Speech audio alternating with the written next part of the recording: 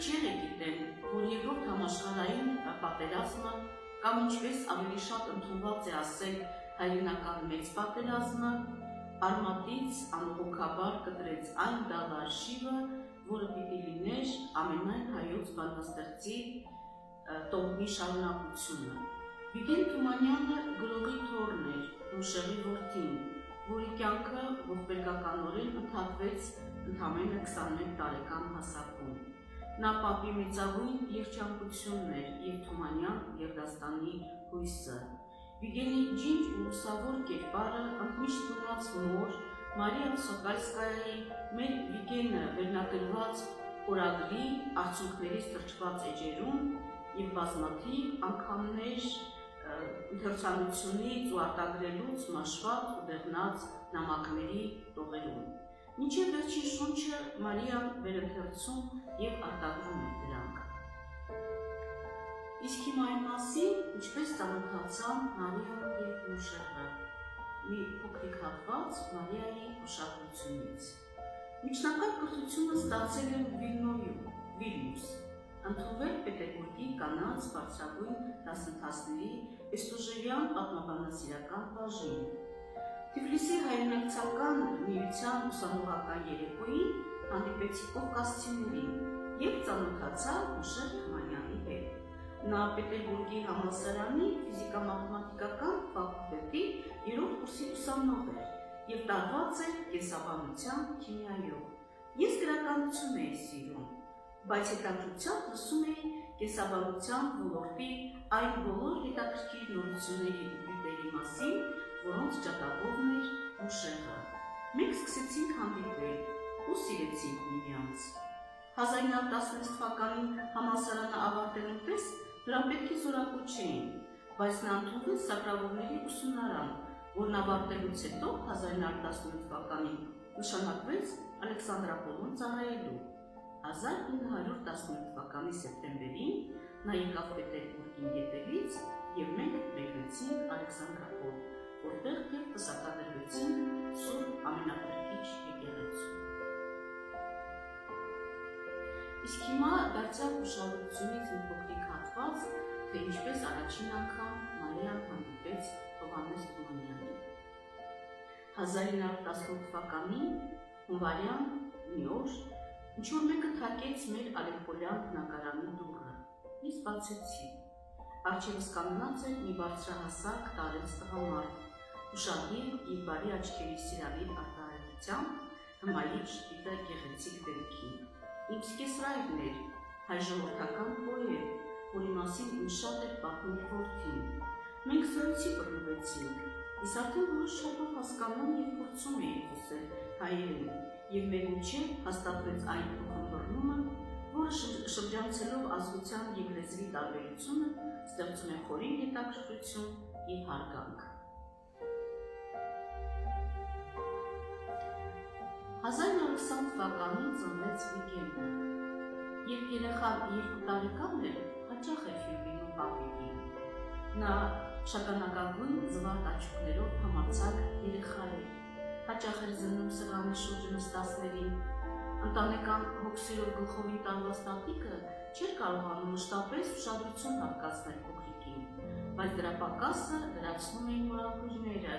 որոնք գուրգուրում և երես էին տալիս նրան։ Հիշում է Մարիան, երբեմն մտնում էր Վիգենը պապիկի աշխատասենյակ, որտեղ պառկած էր արդեն հիվանդ պոետը, բարձրանում էր սեղանի մոտի բարձր բազկաթոռին և լուռ զննում գրասեղանի շալված իրերը։ Այստեղ էր նաև նրա սիրելի բրոնզե շնիկը, Վիգենը նայում էր և շոյում շնիկին։ Թումանյանը մեղմորեն ժպտում էր, մոռանում էր ցավերը։ Սա մեծ մարդ պետք է դառնա, ինչ ուշադիր է ուսումնասիրում առարկաները, ինչ զուշորեն է բարձրանում բազկաթոռին, որ ինձ հանկարծ չարթնացնի, ասում էր նա։ Վիգենը ջերմացնում է իմ սիրտը, հավատ է շնչում կյանքի հանդեպ։ Այդ լուսավոր մանչուկի հետ էին կապված ընտանիքի հույսերն ու երազանքը։ Բանաստեղծի 4 որդիների ողբերգական կորստից հետո 1918 թվականին Վանում զոհվեց Արթավազդը քրդերի կողմից, Մուշեղը, Համլիկը և Արեգը Զոր դարձան Ստալինյան բռնապետական ռեժիմին, Վիգենը պիտի լիներ գրողի տոհմի միակ շարունակողը, ցավոք նրան չվիճակվեց իրականացնել ընտանիքի բաղձանքը։ Մարիան հուշերից մեկում պատմում է հետևյալը. Մանկապարտեզում պարիչը հարցնող երեխաներին յուրաքանչյուրի ազգության մասին Վիգենից լսում է հետևյալ պատասխանը. Ես ինտերնացիոնալ եմ, հայրս հայ է, մայրս ռուս։ Վիգենի տարբեր տարիների գրած նամակներից ուղղակի հորդում է նրա սերը տատիկի, հորաքույրների, քույրերի, զարմիկների հանդեպ։ Նաև զգացում է, թե նա ինչպես էր սիրում իր դպրոցը, Շուլավերի գունագեր Հարորյան, երազում էր սովորել Մոսկվայի երթաբանական ինստիտուտում, բայց ժողովրդի թշնամու որդու առջև փակ էին այդ դռները, չնայած փայլուն հանձնած քննություններին։ Վիգենը ինչ խոսք հեշտ կոտրվողներից չէր, նա վերադառնում է Թբիլիսի և ընդունում Վրաստանի արդյունաբերական ինստիտուտը։ Վիգենի տարիքը համապատասխանում էր զորակոչի, բայց բռնադատվածների զավակներին ծառայության չի վերցնում։ Այդ իսկ պատճառով Վիգենը ինքն է գնում զինկոմիսարիատ և պահանջում, որ իրեն է ուղարկեն բանակ։ Ասում է, ես ուզում եմ ապացուցել, որ լիարժեք քաղաքացի եմ։ Եվ ահա մայրը և քույրերը, Անահիտը և Նադեժդան ճանապարհում են երկար գնացքը, որը իրենց սիրելի Ուգային տանում էր ծառայության։ Բայց նրանք դեռ չգիտեին, որ շատ շուտով կսկսվի պատերազմը և միշտ կբաժանի իրենց։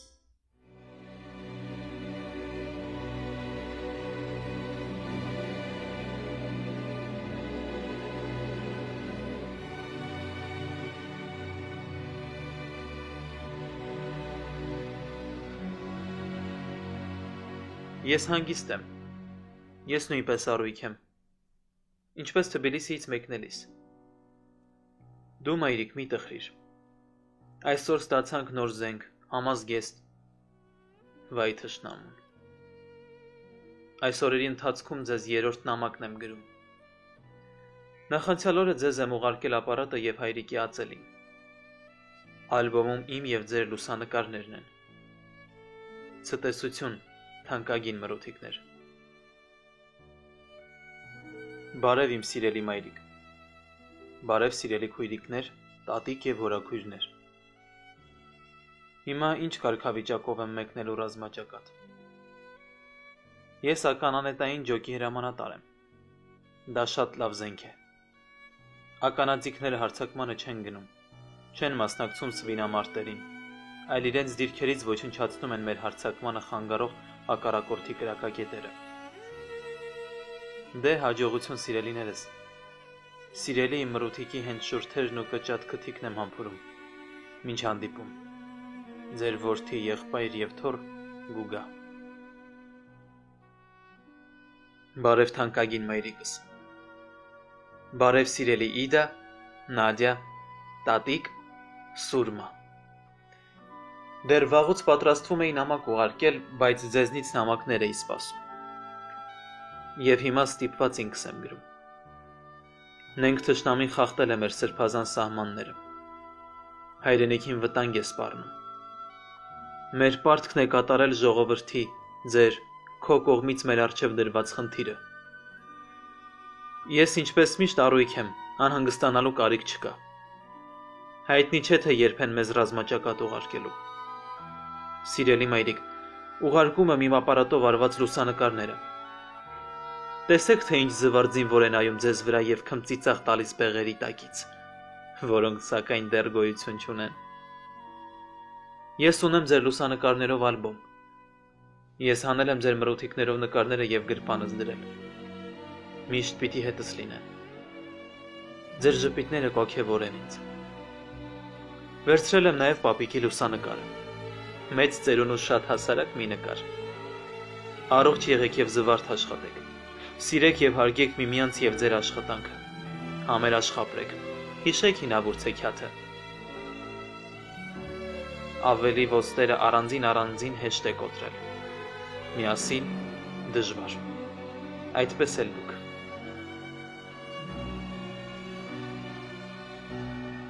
Բարև սիրելի, թանկագին մայրիկ։ Վերջապես հասա այն կետին, որտեղից էլ ոչ միտեղ չեն տեղափոխել։ Թե չէ հոգնեցի 6 օր գնացքով եւ 2 օր ոտքով։ Ես, ինչպես գրել էի, ականանետային ջոկում եմ։ Տղաներս, այսինքն զինվորներս, շատ լավ մարդիկ են։ Բոլորն էլ 30 տարեկան են, բայց ինձ շատ են հարգում։ Գիտելիքներիս եւ 2 տարվա կադրային ծառայության համար։ Չէ՞ որ նրանք կցագրվածներ են եւ կադրերի հանդեպ շատ հարգալից են։ Ես հպարտ եմ մռութիկս, որ դու ռուս ես։ Հիմա ապրելով միայն ռուսների հետ, ես տեսնում եմ, թե ինչ աշխատասեր, սրտաբաց եւ հայրենասեր ժողովուրդ է։ Թերևս ռուս մարդու ամենացայտուն գիծն է նրա պարզամտությունը եւ միամտությունը։ Ռուսների հետ զարմանալիորեն հեշտ է ապրել։ Խմիր մայրիկ այդ հրաշալի ժողովրդի երջանկության եւ բարգավաճման կենացը։ Վերադառնամ մի լավ կխմենք։ Մայրիկ, իմ հասցեն է դաշտային փոստային կայան 86, գործող բանակ 479 հրաձգային գունդ։ Ինձ։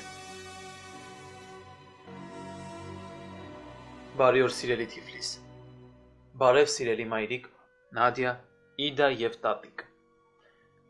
Նախ եւ առաջ ամուր համբուրում ու գրկում եմ ձեզ։ Ես ողջ ու առողջ եմ, ինքնազգացողությունս հրաշալի է։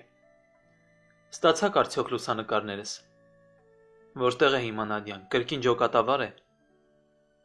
Ոնց են Իդայի դիպլոմի գործերը։ Հետաքրքիր է արդեն խաղող կա։ Երևի դեղցն էլ է հասել։ Ես այստեղ մորի եմ ուտում, թրթնջուկել եմ ուտում, հաճելի թթվաշ է։ Ուտելիքի առումով մեզ մոտ լավ է։ Վերմիշելը կարագով է, սպիտակ հաց, հաճախ պահածոներ, մի խոսքով Հիտլերին կջարդենք, կհանդիպենք ու կզրուցենք։ Սրանով այս լավ նամակս ավարտեմ։ Հնարավոր է ինչի էլ հասնի։ Բոլորիդ համբուրում եմ։ Մայրիկի շուրթերն եմ համբուրում։ Գուգա։ Գրեք մանրամասն ինչ եք անում, ոնց եք ապրում։ Ինձ համար մի անհանգստացեք։ Մենք Հիտլերի պոչը կխուզենք։ Մենք արդեն ճամբարից վերադարձել ենք Օստրոգոժսկ։ Հավանաբար շուտով կշարժվենք։ Ես միանգամայն հանգիստ եմ, նույնիսկ բարձր տրամադրություն ունեմ։ Երևի այդպիսի օրենք կա։ Ռազմաճակատում դեռ չեղած երիտասարդ զինվորներին կարելի է բաժանել 2 տեսակի՝ տխուր եւ վախկոտ, որոնք ձգտում են ամեն ինչ անել մարդից խուսափելու համար, եւ մյուսների, որոնք գնում են մարդի հակառակորդի հետ հանդիպելու եւ կործանելու ցանկությամբ բռնկված։ Թե երբ մենք կհանդիպենք թշնամուն, մեզնից չէ կախված, բայց մենք կարող ենք կարգավորել տրամադրությունը։ Դու մայրիկ մի տխրիր։ Մենք հավանաբար նամակագրություն կհաստատենք։ Միայն թե վախենում եմ, որ կսկսեն Թբիլիսին ռմբակոծել եւ ձեզ վտանգ կսպառնա։ Իմ կողմից ողջույններ փոխանցիր բոլորին։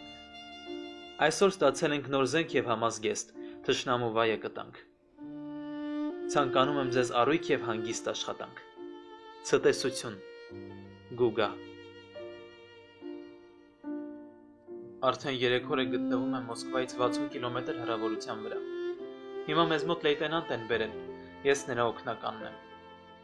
Դասակի հրամանատարը երիտասարդ է, ռազմաճակատում չի եղել, բայց մարտավարությունը լավ գիտի։ Նախանցյալ օրը մենք կրակում էինք 800 մետր հեռավորության վրա, լավ կրակեցինք։ Ափսոս սիրելի մայրիկ, որ չեմ կարող քեզնից նամակներ ստանալ։ Բայց ոչինչ, ինձ մոտ են նամակներդ եւ լուսանկարներդ։ Ցտեսություն սիրելի մայրիկ։